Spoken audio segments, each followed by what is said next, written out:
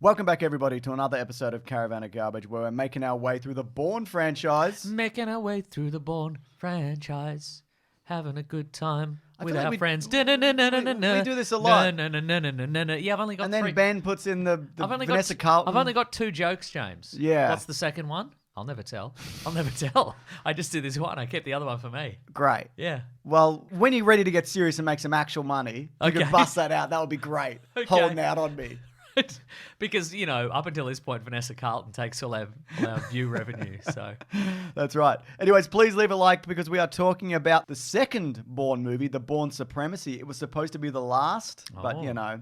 This one, of course, is directed by Paul Greengrass. of course. Because as we talked about last week, Doug Liman, it was a contentious. That's right. Conceptuous.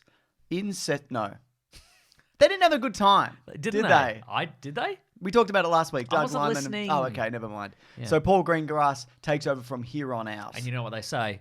Paul Greengrass, you're out on your ass. Yep. Doug Liman. Oh, okay. Yeah. The Paul Greengrass is greener on the other side. Yep. How about that? That was also good. Yep. Um, Beer and Paul Greengrass, you're on your ass. that's exactly right. Greengrass and beer, you're in the clear? That's so true, isn't it? Fantastic. Anyways, at the start of this movie, Bourne is living large and in charge of not remembering anything. Oh, he's absolutely in charge of that. But Carl Urban's after him because he's also a Jason Bourne guy, but he's Russian. They got a young Carl Urban because an old Carl Urban wasn't available. Where would you yet. even find one? You couldn't. Yeah. He didn't exist yet. Unless his dad's name was Carl Urban, but I don't think that's true. No, that's true. Yeah. In the book, that character is actually Carlos the Jackal, which, I don't know, that would have been cool. From the movie The Jackal. Yes. Friends with Jack Black. Friends with Jack Black the Jackal, that's right, Bruce Willis. Wow. Also Eddie Redmayne, etc. series. Okay. So Robert Ludlum created The Jackal and also Jason I Bourne. don't think he created it. I think so he just used stole it. Yeah. Wow. Yeah, pretty good. Do you think he and the creator of The Jackal were friends? Or is The Jackal a real guy? I think he was a real guy, wasn't Whoa. Then you can use him for free. he? Yeah, that's Especially right. if he's dead. Especially if he was killed by his own van-based machine gun. Oh my God, you are not wrong. Hang on, I just want to find if this guy's Frederick Forsyth novel from 1973. Yeah, that was the original. But I think overall, the narrative is weaker. Mm-hmm. I think a lot of it retreads things we've already seen. It's more of the same. That's exactly what I was thinking. I was Yeah. thinking, can we sustain this for however many movies the Bourne franchise goes for? Yeah, I think it's very frenetic. Apparently, the average length of a shot is 1.9 seconds. Oh, they were cutting it fine, weren't they? They certainly were. I yeah. feel like the action in this though is it's not as interesting. They've just done a ton of cuts. Yes. Like I think they learn. We always talk about how Hollywood learned the wrong lesson from popular movies. Yep. I think they've even learned the wrong lesson from the previous movie in their franchise because the other one did have some frenetic cuts, but it also seemed like there was a could lot of follow it a skill. bit There was a easier, lot. yeah. There was a lot of skill in the camera work, whereas I feel like this one is just kind of Yeah. they put a camera in a paint shaker. You know what I mean? Absolutely. They put a camera on the neck of a disapproving rich upper class twit. Or Boss Nass. Yeah, I think because we're seeing things we've already seen. It's mostly him running around screaming at people about what he did in Berlin, and they're like, "I don't what I don't know. You did it. It's you." And he's like, "No, you tell me. You tell me what I did." So there's that, and there's also, he gets caught in a facility and he has to get out of it. There's a zippy European car chase. He beats somebody to death with like a household item. He uses a magazine in this, and the previous one he uses a pen. One time, your brother, the one I like, showed me how to make a club out of a newspaper. What, using just a newspaper? Yes. Just rolling it real tight? Yes, and then you Yeah. do a bit of a fold in it. Oh, yeah. Then you club a man with it. Absolutely. It's a shame they don't, it's not handy anymore because you can't get a newspaper. Can't get a anywhere. newspaper to save yourself, mate. Usually that was just an easy way to save your life in a McDonald's. But now you can't even get one. Can't do it, mate. Yeah. Also, like, the villain is just, it's a shady old white guy who's doing Treadstone stuff. Like, we did that. We did all of that already. But the original story for this, which I think is much more interesting, Brian Helgeland, he did a rewrite on Tony Gilroy's initial draft. Okay. And that initial draft was, so originally Marie dies by accident at the start. She's in a okay. bus crash. Bourne goes berserk on the driver. He goes Jason Bourne, almost killing him. And then the police arrest him. And then a large portion of the movie, he's in an Indian prison. And he has to make a bunch of allies, and there's enemies in there who want him dead. So it's a prison break movie. And then he does some memory stuff at the end. Oh, I see. And I think that's interesting because, like, put Bourne in a different scenario. Exactly. Yeah. Whereas this, it's like, I don't know. Again, all the things that I said. And, you've got your Carl Urban character who you want revenge to happen upon him for shooting Marie. That's right. But he disappears for like an hour and a half. Yeah, he's got to get some new cool sunglasses. I guess he does. So, I don't know. I just think it kind of gets lost trying to retread things without... retread stone things. Retread stone things. But even having him go up against a Carlos the Jackal type character for like the length of the movie, I think would even work better. Bearing in mind also, this is not a bad movie. I agree with you. It's a good movie. I agree. I agree with you. Any movie's a good movie. It's tough to make a movie. It's tough. Yeah. You know? I mean, it seems easy. Just point a camera and you'd be like, you say this, you say that. Whatever. That's right. Now we just pick up that. Yep. Pick up that paperweight. Now hit him with it. Yeah, there's that. Not for real though. Sorry, I should have said that in advance. Yeah. You shouldn't have hit him for real then. Yeah. He's dead now. Oh, I need to put the lights on as well. We're gonna need lights for this scene. Yeah. Oh, I've left the lens cap on. Sorry, I left the lens cap on for 2 months. We're gonna have to do some reshoots.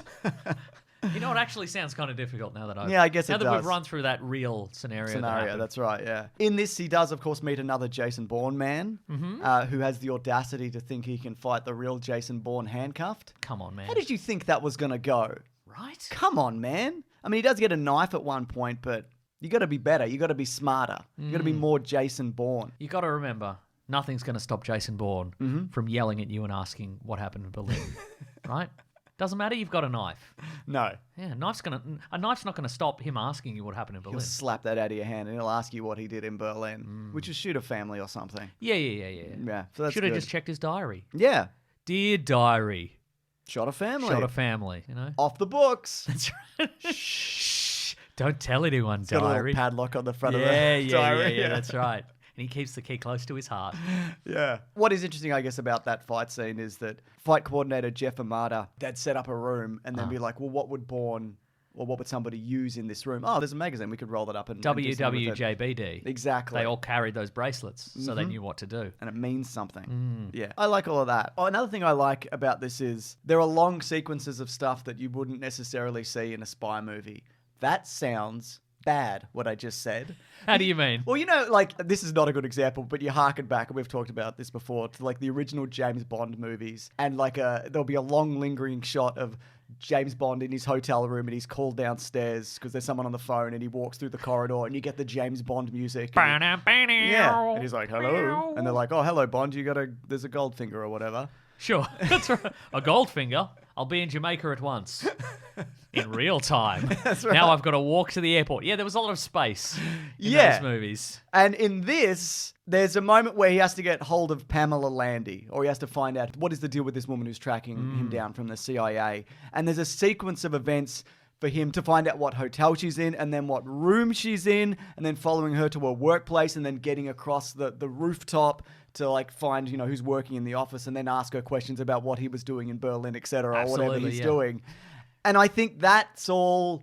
It's not just, he just knew. You see his process, and I love all of that. He's a little bit detective-y. Yeah. And he's holding up the sniper rifle, and she's like, what if I don't know where this person is? He's like, well, I'm just standing right next to you. And then it goes, wow, Jason Bourne. Absolutely, etc. Yeah. There's a moment in that scene where someone says, we need 90 seconds to triangulate his position. And apparently the phone call goes for exactly 88 seconds. Oh, he's good. Good thing technology didn't advance from 2 years prior when, he was being Jason Bourne for real, but on the books, but off the book sometimes. Yeah, so that's fun. But then he just tells them where he is anyway, I guess. I'm across the roof, I'm looking at you. God, he's good. God, he's good, isn't he? He didn't even base jump.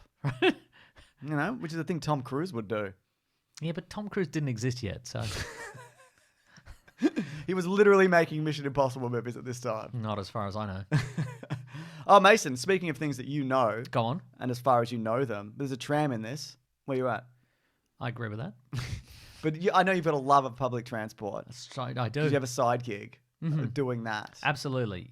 All the great tram movies of our time. This, The Grey Man. It's pretty good. Speed? No, that's a... Speed 2. I'm thinking of Speed 2. Yeah, think of Speed 2, yeah. Speed on a tram. Oh, another thing of note is there's a White Lotus Season 3 alumni in this. Michelle Monaghan. That's true. Last week we had Walter Goggins. Oh, yeah. Barely in it, but... Yeah, I was going to say, and at this point, it's sort of like picking out people who are in the MCU. They're getting everybody, aren't they? You know what Yeah, I mean? okay, that's a fair point. Anybody who looks good in like a real washed out Hawaiian shirt with a tan, you know? Yeah, okay, yeah, fair enough. Yeah, you're not wrong, mate. You're not wrong. Okay, I got a question for you about Carl Urban. Go on. Not his personal life. Do you know him? Okay, I don't have any questions about him personally, but I could answer them. Okay, is he happy? Yeah. In his life and See, his yep. and his personal endeavors? Yeah. Is he going to make another Dread movie or TV show? Yep. Do you think anybody will ever stop asking him about that? Yeah. Okay, you Soon think? as he does. Oh, okay, right, yeah. I don't know, man. He told me. I don't think he's going to do it. Not that he doesn't want to do it. I just don't think they're going to make it, Right. in my opinion. Carl Urban manages to shoot Jason Bourne's greatest love in the back of the head from like half a mile away. Yes. With a sniper rifle. From when she's in a moving car. Moving car. And then later, he's standing behind Bourne. Bearing in mind, he does have a handgun and he wings him in the shoulder. What's going on there? Think he meant to do it? Do you think this is a story they've written this in so the story continues? Because if you had just shot him in the back of the head, that's probably the end of the movie. Yeah, I think he meant to do it because he knew the story had to keep going. Okay, and he right. knew he was not the main character. Yeah, okay. You know, and there had to be a final car chase, etc. Exactly. Going on through Europe. That And mirrors the first car chase. yeah, it does, doesn't it? Yeah, it's actually shot for shot reversed. Wow. Did you know that? Yeah. Yeah, that is true. Carl Urban told me. Carl Urban told Yeah, you, we're so not you- friends, to be clear. We're not friends. Yeah. But I will answer personal questions about him. No problem. This has also got one of those things that I think you used to hate in movies where you see an open window of a passenger side door at a car. The car crash Or angle. whatever. Absolutely, yeah. yeah. Oh, yeah, it doesn't necessarily have to be passenger side, but yeah. This one's pretty quick though, right? Like you don't get an extended hold on the shot. That's true. So you know what's going to happen. Yeah. But I immediately thought of you when that happened. thank you. Yeah. And then I didn't give you a second thought after that. Thank you. You're welcome. Except for waiting for that second joke you're going to do. No, we can save finally make money. But I did. I kind of forgot about him during the movie. So by the time he comes around again and there's that showdown, and it's also kind of unsatisfying because he just kind of gets mangled in a car. That's true. Car Urban. And I just... In a real car urban situation. yeah. I just think... You ever met his cousin, Carl Countryside? No, I haven't. What's he like? He's not real. Okay. Nobody has that surname. But you're answering questions on behalf of... Yeah. Okay. Ask me whether he has a cousin called Carl Countryside. Does he have a... No, it's made up. Oh. I made it up. It's my other joke, secret revealed. Wow. Yeah. Worth it. Oh my God. I'm just looking at my YouTube revenue. It's skyrocketing. Yes. You're welcome. Yeah, I just think the revenge that he got was not very satisfying. It Absolutely, didn't yeah. end in a fist fight or whatever. And Carl Urban's character has no personal stake No. in that death. He's just working a guy. for a guy who's working for a guy to frame Bourne for a thing Yeah. so that somebody could hide some information. Brian Cox. Should have been Brian Cox to take the shot. You know what I mean? Exactly. He's like, well, I'm too old for this, but I'm gonna do this. Take this person. Do this personally. You know? Would you like to see Jason Bourne fight Brian Cox? Yes. Absolutely. Yeah. God, that would be exciting. Does Bourne actually kill anyone in this movie? This is just off the top of my head, thinking back. I don't know if he Oh, does. you mean with his bare hands? or shoot anybody? Is that what you want? Is it? Is that what you want out of your action movies? Is it? I mean, Is that what you want? Sometimes they're good. Will that satiate your bloodlust, James? Yeah, probably for a time. Oh, that's okay. All right. Well, then this movie has failed. Yeah. Because he's shooting people in the first one. He's riding guys down the center of stairs. Yeah. etc. You know what? He does. He kills that other Jason Bourne agent. Correct. So he does. He kills at least one person. That was a stupid question. This will not make the final cut, obviously. You don't think so? It might make the extended audio. Yeah, If it yeah, somehow yeah, makes yeah. it into the actual video, something's gone terribly wrong here. Absolutely. And I'm not happy about it. But I think that scene at the end where he goes and visits the daughter because he killed parents off the books, which I think is okay. Yeah. I think that is a good make amends scene. It's a bit if I was going to throw to a better franchise, the MCU. Oh, yes. It's a bit the Winter Soldier. Yep, I guess that's true, yeah. You know, in the series in particular where he has to. But again, we don't really know anything about her either. Well, that's true also. You know, it's kind of everybody's a little bit underbaked in this. Yeah, I think I took it as like a general kind of I'm sorry for all the stuff that I did. Okay. Like a and reckoning. if you can actually tell all the other people that I did bad stuff to, if you could spread the word, Yeah. that would be nice. I mean it, yeah, that's right. but I've got a lot busy. going on. I've got a lot going on. I got to do Jason Bourne stuff. I got to You stand behind a understand. tram and then the tram goes And then I I'm gone, disappear you know? and whatever, yeah. You think that's effortless, but there's actually a lot of timing and stuff going on there, a lot of prep time, you know? Yeah. He had that bad knee for a bit, and then at the end he doesn't have his bad knee. So true. Yeah. A man this age, you jump off a thing, you get a bad knee. You got a bad knee forever, man. I'm sorry. Even thinking about jumping off the thing, Yeah, you know? Even like prepping to jump off the thing. Yeah, you're going to feel that. You got to stretch before you prep. Absolutely. He barely gets a chance to stretch or prep in this. He's always on the run, doing silly things. He needs that super magnetic magic Batman knee brace. Right? That'd fix him right up, I reckon. Yeah. Imagine a whole body cast of that. Before you go to bed, put Pull on you all the together. braces. Oh my God. Or apart. I don't know how it works. Wait, you're wearing it in bed? Maybe. That's the perfect time. You having a lie down? No, I guess so. Yeah. I guess it's good to have a lie down. Yeah. They actually added the scene afterwards where he calls Pam again. And he's like, get some music. Get some sleep, Pam. You're tired. Jason Bourne music or whatever. Yeah, because they felt it was a bit of a downer, him being like, sorry, I killed your parents. And then he limps away. Yeah. You want to end on a scene where he's like, he's cool and he's in control, and his knee's better. I think they probably should have done that as a recurring gag throughout the whole movie, though. Just keeps calling up Pam. Nice blouse. What is it? 1998. He's very catty, isn't he? Yeah. He could be. He's capable of it, I'd imagine, through proper special ops training. Anyways, you know what it's time for? What's the time for? It's time for the Bourne trivia. He's running around. This is the trivia section of the show. Oh, yes. It can be named whatever. I know, as evidenced by that. Yep. Apparently, all the devices that Bourne uses in the movie, they're real, and they could be purchased by just any old average citizen. There's like no a gun, for example. A gun or a radio that you can call your mate on or whatever. Or a device that can tell where you are in 90 seconds. Pair of pants. Yep. Shoes. A magazine. A knife. Car. A car. A car Urban. Correct. Yeah, all of these things. Yeah, Carl Urban does birthday parties. You know that? You can hire him. I don't believe you. Oh, yeah, because you know him so well? Yeah. No, you don't. No, I don't know him at all. Apparently, all the events in the movie were shot in reverse order of their location. So the scenes in Moscow were shot first and then Goa was shot last. I don't know what that even... You know, sometimes you film movies backwards. They don't have to be filmed in order. I was going to say, yeah. Is what I'm saying. You can film anything anytime you want. Do you think anybody's like measuring like hair lengths or Definitely. something like that to, you know? Yeah. You got to get continuity in terms of hair length, in terms of cigarette length in movies. These are all things that you have to get happening, and it's all happening.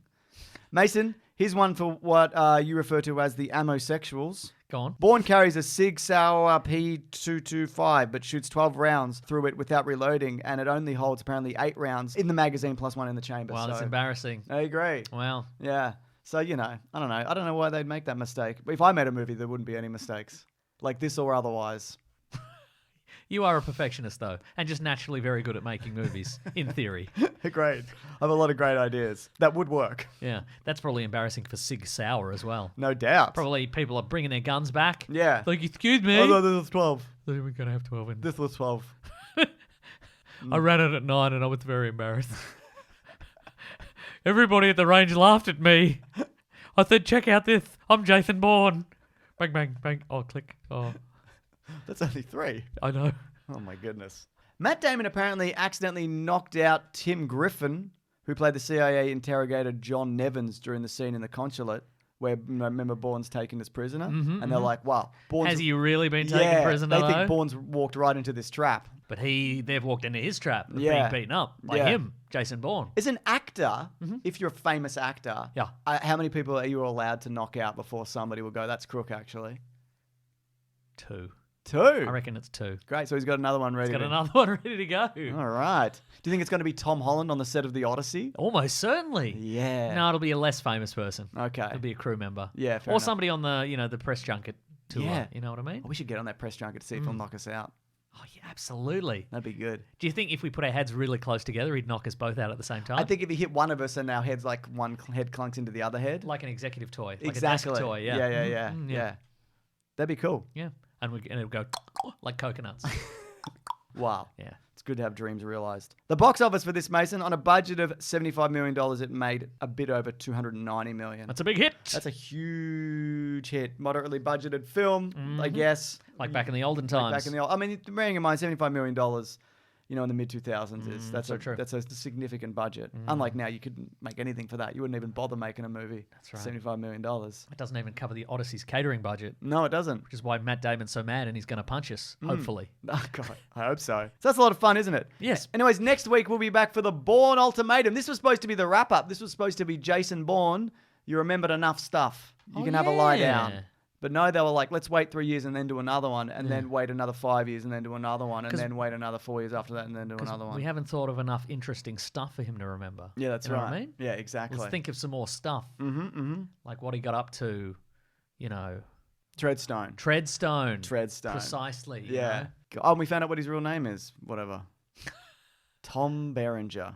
I don't think it's Tom Berenger. I think that's an actor that already exists. We don't know, do we? No, That's interesting. It's very interesting. I like the mystery of it. Anyways, if you enjoyed this, guess what? What? You can see next week's video early at bigsandwich.co, but that's not the only thing going on there. It's our private subscription service. We also do video game Let's Plays. We looked at the Jason Bourne video game, that one from 2008. Oh my Third God. person. An adaptation of the first movie, except it doesn't look like Matt Damon, and that in itself is fascinating. Imagine a generic man running around in a Jason Bourne universe as Jason Bourne. You don't have to imagine it, Mason. We've done it. Yeah, that's right. We also do bonus podcasts. We do movie commentaries. Also, our podcast called The Weekly Planet, where we talk movies and comics and TV shows. That comes out there Sunday as opposed to Monday, where it's on its own YouTube channel. It's on Spotify. It's on Apple, etc. We love it. We love all of it. Thousands of hours of content. We love it. Yeah, and you can sign up once for $9 a month, and then you can download everything and unsubscribe. We don't care. It's a little life hack for you. Yeah, that's right. You know, I mean, we'll know. Yeah, we can tell. We'll remember your email address. Yeah, that's right. Yeah. Come to your house. Yeah, we'll be visiting you, obviously. Yeah, we're gonna Matt Damon your heads together. I assume this is a scheme between two of you. Yeah, that's right. Exactly. Two coconuts. All right. Thank you so much to Ben for the edit. Thank you, Ben. And thank you, Mason, for showing up in this video. You didn't want to do this one. You said you were done. Did I? Yeah, you said, can I just quit? Well, yeah, I said I've got to find out my real name and what I did in Melton. Yeah. I've secret business in the swampy suburb of Melton in Victoria. Well, I think you should take the week to figure that out. Okay. Yeah. Crack some heads together.